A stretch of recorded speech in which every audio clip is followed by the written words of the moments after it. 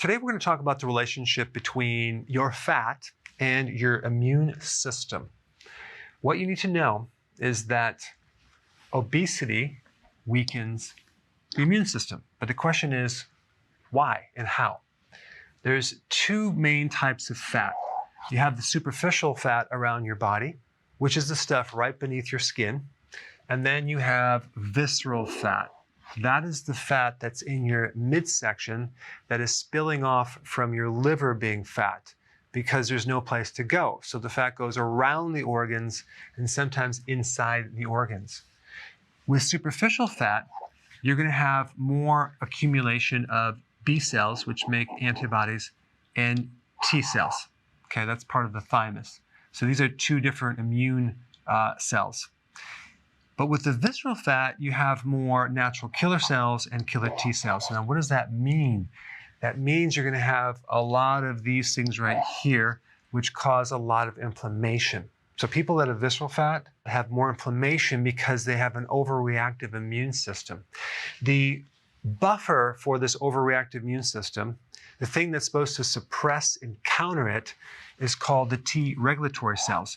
And those are going to be deficient when you have too much visceral fat. So what's making the inflammation is your actual immune system. The other thing that's really bad about having too much visceral fat is the antibodies that you create against viruses and even bacteria. They tend to lose their memory a lot quicker, so they don't remember the infection. So you have less fighting force when you have more visceral fat. Now, this really applies to the COVID-19 situation in that one of the big predisposing factors is being overweight. Not to mention the things that go with being overweight: high blood pressure, diabetes, metabolic syndrome, etc. So we have very specific types of immune cells that are being generated by having this type of fat around your midsection. We have deficiency of the cells that are supposed to suppress the inflammation, so thereby increasing inflammation. Inflammation itself weakens the immune system. Being overweight weakens the immune system. And also the cascade of inflammation that's generated from these immune cells can create insulin resistance. Now, in the other videos, I talk extensively about consuming sugar and refined carbs increase insulin resistance. Consuming frequent meals increase insulin resistance, but I really haven't mentioned inflammation causing insulin resistance. Now, if someone's a pre-diabetic, this inflammation could be just the thing to push them over the edge into diabetes. Because really the difference between a pre-diabetic situation and diabetes is that insulin resistance suddenly fails to compensate for insulin, and then the shift takes place. So let me just kind of draw this out so you can get this, because it's very important. We have the pancreas right here, we have the cell right here, and we have the hormone right here. So this is insulin. Pancreas, cell, and receptor. So let me just show you what insulin resistance is. It won't let this insulin into the cell.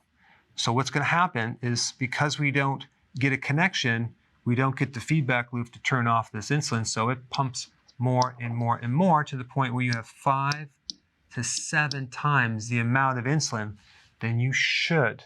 And all that excess insulin is kind of camouflaging the problem because it's pushing the blood sugars down, because usually the person's consuming a lot of carbs. This inflammation right here can almost act like a carbohydrate and push this to the extent where your cells in the pancreas get so tired, exhausted, they're done. They can't pump out any more insulin. So the insulin starts going down, down, down because of this. So now you have a situation, the cells are burnt out, plus you have this at the same time. There's nothing there to push the blood sugars down.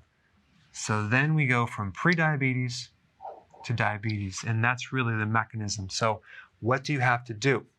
You have to get on keto, do intermittent fasting, and as this visceral fat goes away, the inflammation is going to go away, and that's going to improve over time to reverse this thing. So I wanted to demonstrate it's not just the carbs and the frequency of eating, it's also the fat and the inflammation that can cause the problem. And this inflammation could also come from other sources as well. Omega-3 fatty acids, injuries, infections, like virus infections chronically. Anyway, there's a lot more to talk about this, but I just wanted to cover this one point. Thanks for watching.